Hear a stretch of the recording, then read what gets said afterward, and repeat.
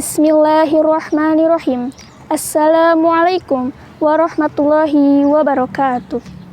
Alhamdulillahirabbil alamin. Assalatu wassalamu ala asrofil anbiya'i wal mursalin wa ala alihi wa sahbihi ajmain. Amma ba'du. Sahabat Khadijiyah yang dirahmati oleh Allah Subhanahu wa taala, insyaallah pembahasan di pagi hari ini saya akan membahas tentang bahaya orang yang banyak ilmu. Kalau kita lihat dari beberapa sejarah yang ilmunya banyak tapi belum belajar ilmu tasawuf, maka yang ada bukan keyakinan tetapi syak, ragu-ragu. Kita ambil salah satu contoh dalam kisahnya Imam Al-Ghazali radhiyallahu anhu, dikisahkan dalam syarah kitab Bidayatul Hidayah bahwa beliau adalah orang yang menguasai bagian disiplin ilmu yang begitu luar biasa, tapi beliau belum terjun pada dunia tasawuf. Imam Al-Ghazali ini, beliau adalah orang yang tambah banyak ilmu, tetapi malah tambah syak, ragu pada ilmunya. Padahal gambarannya adalah, kalau ilmu itu nafi, maka akan semakin tumbuh keyakinannya kepada Allah Subhanahu wa taala. Dalam hadis lain mengatakan, "Man izdada ilman wa lam yazdad huda, lam yazdad minallaha illa bu'da." Barang siapa yang bertambah ilmunya tapi tidak bertambah hidayahnya, maka tambah ilmunya tambah jauh dari Allah Subhanahu wa taala. Nah, itu seperti ilmunya iblis.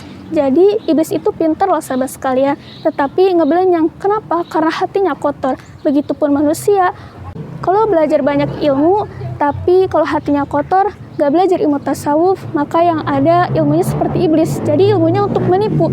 Tambah ilmunya tinggi, maka akan semakin besar korupsinya.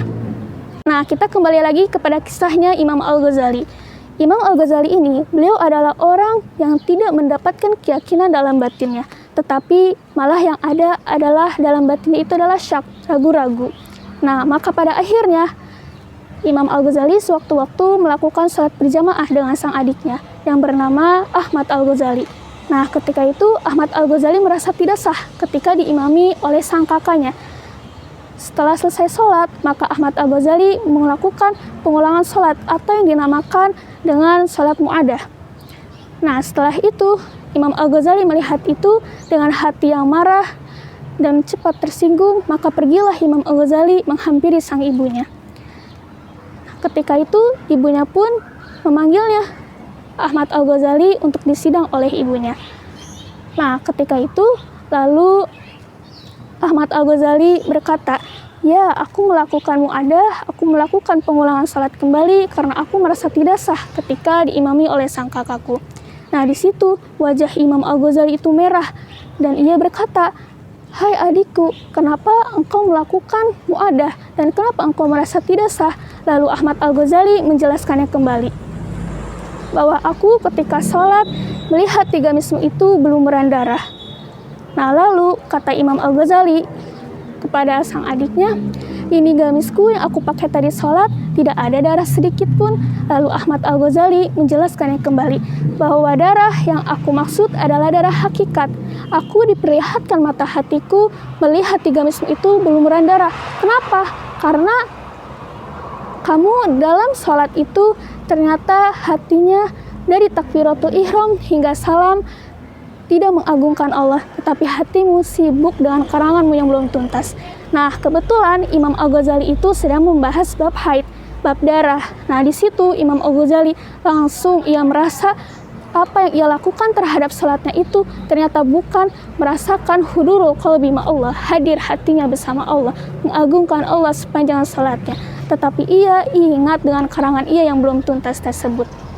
Nah, setelah itu, lalu dengan hati yang jujurnya, Imam Al-Ghazali berkata kepada sang adiknya, "Wahai adikku, hantarkan sekarang juga aku kepada gurumu. Aku ingin berguru kepadanya." Maka setelah tiba di tempat guru tersebut, kebetulan gurunya itu tidak terkenal dan kurang dikenal. Berbeda dengan Imam Al-Ghazali yang begitu terkenal dengan keilmuannya. Setelah tiba, lalu Imam Al-Ghazali berkata kepada gurunya, "Wahai guruku, aku ingin berguru kepadamu." Kata gurunya, "Boleh engkau berguru kepadaku dengan syarat engkau bersihkan terlebih dahulu halaman rumahku." Nah, dengan sukarela Imam Al-Ghazali itu langsung melakukan membersihkan halaman rumah calon gurunya tersebut. Setelah bersih, lalu kemudian memerintahkan kembali gurunya tersebut kepada Imam Al-Ghazali. "Wahai Imam Al-Ghazali, kebetulan ada kotoran yang tersisa yang belum dibersihkan." Nah, kotoran ini itu adalah bukan kotoran sampah yang biasa, tapi kotoran semacam kotoran hewan. Nah, setelah itu engkau bawa kotoran tersebut, jangan menggunakan alat apapun. Nah, di situ Imam Al-Ghazali itu masih berpikir emosional. Nah, kemudian lama-lama Imam Al-Ghazali ingat pada ketika itu Allah perintahkan kepada iblis, "Usjudu li Adam fasajadu illa iblis." Sujudlah iblis kepada Nabi Adam alaihissalam, tetapi iblis tidak mau bersujud kepada Nabi Adam alaihissalam. Ketika teringat itu, lalu bergegaslah Imam Al-Ghazali untuk membersihkan kotoran tersebut tanpa menggunakan alat apapun atas perintah gurunya itu. Ketika dibersihkan, stop, selesai. Nah, apa yang dilihat oleh gurunya kepada Imam Al-Ghazali? Bahwa hati Imam Al-Ghazali sudah bersih. Nah, inilah yang dinamakan dengan tazkiyatun nafs. Jadi, walaupun manusia memiliki ilmu yang begitu banyak, tetapi hatinya kotor, maka tidak akan bermanfaat ilmunya.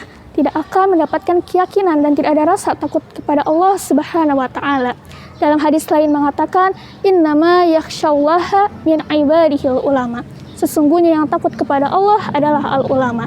Jadi, kalau orang yang tambah ilmunya tapi tidak ada rasa takut kepada Allah Subhanahu wa Ta'ala, maka itu bukan dinamakan ilmuwan, tapi itu bukan dinamakan ulama, tapi itu bukan dinamakan orang yang berilmu. Tapi tanda orang yang berilmu itu adalah orang yang tambah ilmunya dan tambah rasa takut kepada Allah Subhanahu wa Ta'ala.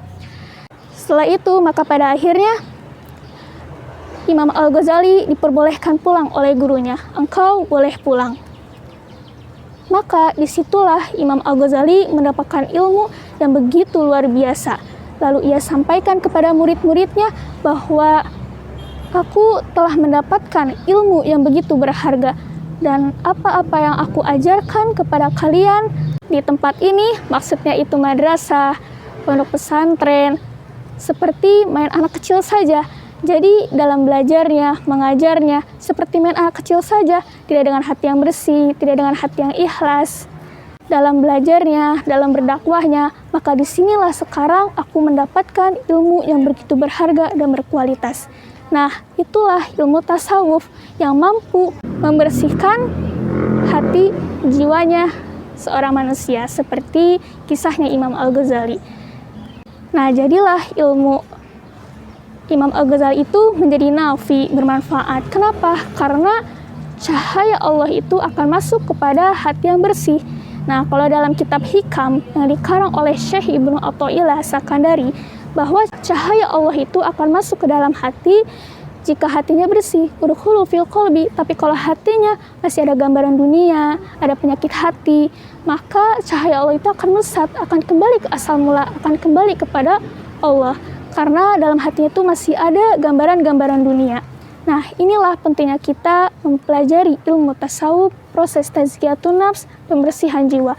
Mudah-mudahan Allah jaga kalbu kita dari penyakit-penyakit hati dan juga dari gambaran-gambaran dunia. Dan mohon maaf apabila banyak kesalahan itu adalah datangnya pada diri saya pribadi, dan jika ada lebihnya itu datangnya dari Allah, Rasul, dan Guru. Mudah-mudahan bermanfaat bagi kita semua. Wabillahi taufiq wal hidayah. Wassalamualaikum warahmatullahi wabarakatuh.